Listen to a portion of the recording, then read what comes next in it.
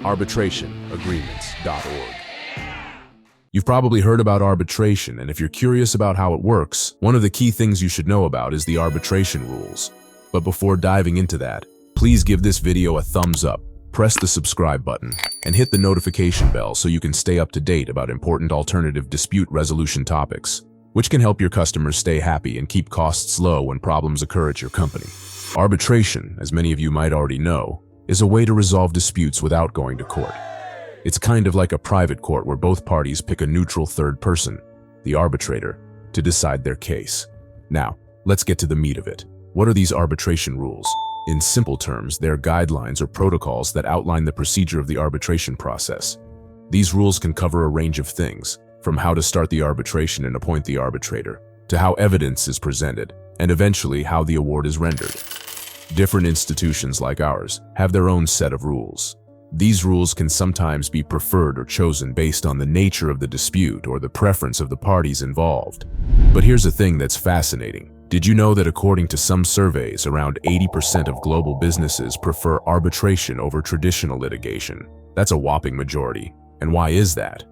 Because arbitration is generally perceived to be faster, more confidential, and flexible. And it's these rules that add to the flexibility. In many instances, parties can even modify these rules to better suit their needs, as long as it doesn't go against the law.